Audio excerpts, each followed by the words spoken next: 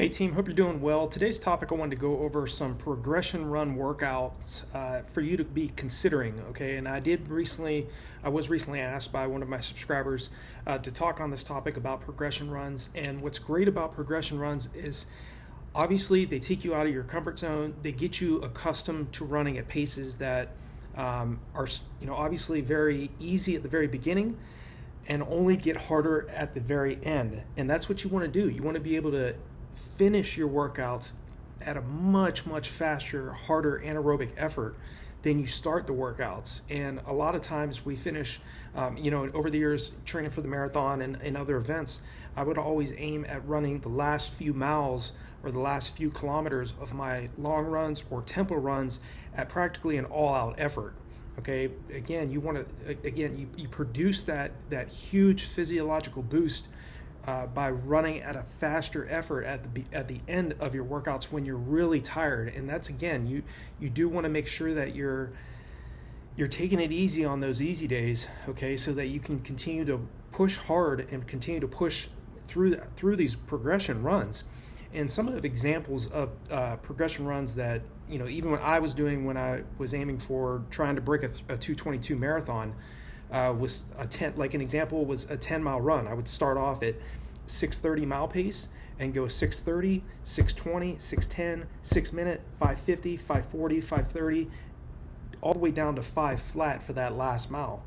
Okay, so starting off at 6:30, not a problem. Okay, just about any of us can go out and run significantly slower than our goal race pace at the very beginning. But as you get tired, okay, and the lactic acid starts to rise and the intensity continues to get faster and harder, you really have to pay attention to staying relaxed, staying in control, monitoring the amount of tension you're feeling. Okay, that's why I always stress the importance of, when you start feeling like your shoulders are rising or when your face is tensing up because you're running at a faster pace, your breathing is obviously much more labored. Take some deep breaths, okay? Just relax. Tell yourself to relax. I'm in control. I can get through this workout. And in some cases, when you're not in great shape, you may be trying to run way too fast too early, or maybe trying to run too far in terms of duration. Okay, you might not want to, you definitely do not want to start off doing a 10-mile progression run in the early stages of your buildup. Focus on maybe a 3 or 4 mile progression run where you start off several seconds slower than your goal race pace and gradually every mile drop that mile time down every 10 seconds every mile that you run. Okay, for another example is for, say you're trying to break an hour and 30 minutes for the half marathon. Aim to do a 13-mile run, same distance as you're racing, but you start off running at 8:02 the first mile, then a 7:52, then a 7:42, 7:32, 7:22, 7:12, 7:02, 6:52, 6:42, 6:32, 6:22, 6:02, and you close with a 5:52. Okay, so that type of workout will definitely tax you. Okay, it's not going to be very difficult at the very beginning because, again, the paces are relatively light. You're still not building a huge amount of lactic acid, but again, the concept with progression runs is to, like I said, gradually increase the paces of your run, and you're closing at a pace that is obviously faster than your goal race pace. Okay, I always talk about the importance of patience and the importance of periodization with your training. Okay, remember, it takes anywhere from 3 weeks up to about a month for your body to adapt to the stresses you're placing on it. So be patient with your build-up in terms of your progression run workouts, and don't do a 13-mile progression run as you're training for your half marathon. Just, again, start off conservative, maybe 3 to 4 miles, and then every 3 weeks or so start to lengthen the duration of your progression runs until you've really lengthened the amount of time where you're spending over an hour running at gradually faster and faster intensities. Okay, the key thing here is not only with doing these types of workouts, especially at running at almost all-out efforts at the end, is you're recruiting those fast twitch muscle fibers, okay, and doing very hard, VO2 max workouts, where you're like, in this case, at the end of a progression run workout, you're running at closer down toward your maybe 3K or 5K race pace. And if you're training for the mile, it's the same kind of concept. Obviously the mile is still relatively aerobic when you look at maybe the 100-meter event, the 200-meter event, the 400-meter event, which are highly anaerobic. You can still do these types of progression run workouts regardless of what type of distance you're specialized in. Okay, the key concept is don't spend too much time running too easily throughout the week. Okay, still focus on your easy runs. It's still important to jog and to take it easy. The long runs, it's important to still run long and easy, but also just keep in mind that for you to get faster as a middle to long distance runner, you do have to utilize progression run workouts.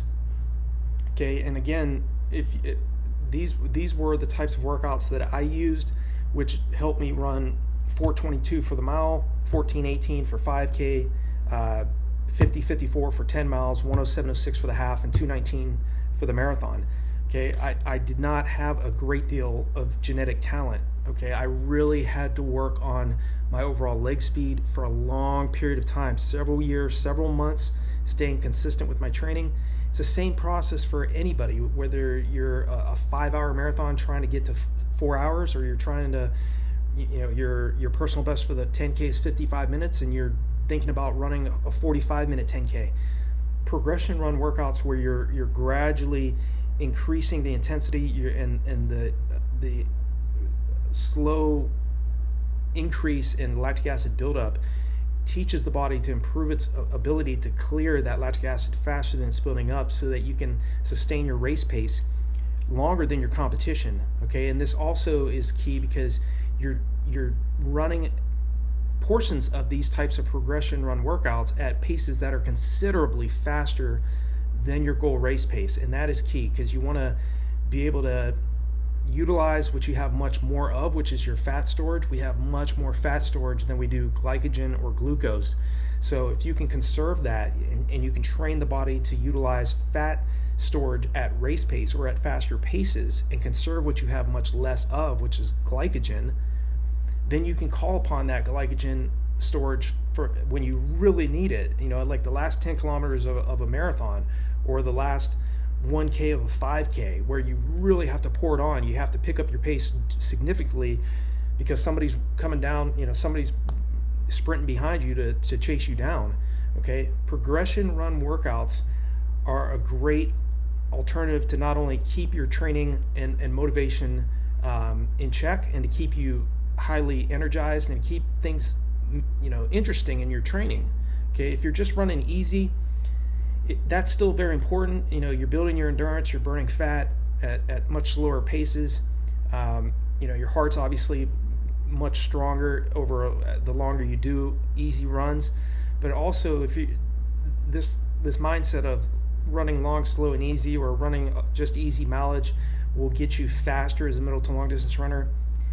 It does have its place, but if you really want to be a great middle distance to long distance runner, start utilizing these types of progression run workout options here. Okay, just mix it up. It might be you do a 5 mile progression run, and you start, maybe if you're trying to run, say, a sub 220 marathon, which is a 5:20 per mile or 3:19 per kilometer. That might mean maybe starting off doing a 5 mile run, progression run, starting off at, say, 5:30, going 5:20 for the second mile, 5:10 for the third, 5 flat, and then closing with a 4:50.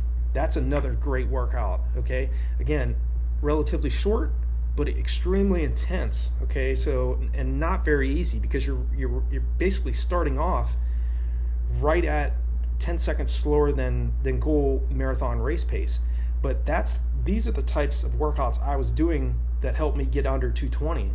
Okay, I was doing progression runs where I would close down, start off in the mid five flats, or the mid 520s, 530s, and gradually drop 10 seconds per mile, or maybe 5 seconds per mile, where you can run a longer period of time if you're dropping just 5-second increments, and get as close as you can to that. But don't get too bent out of shape if you're, if you run a few seconds too fast or a few seconds too slow. Just the effort is what counts the most. And make sure that you're giving yourself about 2 days of recovery after you do these types of hard progression run workouts, okay? Because it does tax the body. It's very difficult physiologically. It's very hard mentally. Paying attention to the other fundamentals, and I just had a consultation call with an athlete that's going into the Air Force SF, Special Forces, and I mentioned to him to prop your legs up on the wall for about 10 to 15 minutes after every hard workout that you do, okay? That was a strategy that Jack Hazen, my collegiate coach at Malone University, taught me. I mean, he's an Olympic coach, had us all doing that. Just prop your feet up on the wall, put your rear end up to the wall as close as you can, prop your feet up, and keep your feet up on the wall for about 10 to 15 minutes. Your legs will go numb after about 4 or 5 minutes, but again, it helps your legs to recover from these types of hard recovery, these hard progression run workouts. So I hope this is helpful to just give you some strategies and ideas of how you want to build into these types of progression run workouts. And if you have any other questions, leave me a comment below. Please like and share these videos. I really appreciate it. I definitely want to make sure that this channel grows and other athletes around the world see these videos. If there's anything else you have in terms of questions about progression runs, let me know in the comment section below. I'll definitely reach back out to you and answer anything that's on your mind. And I wish you guys and gals all the very best in your training and racing, and I look forward to talking with you all in the next video.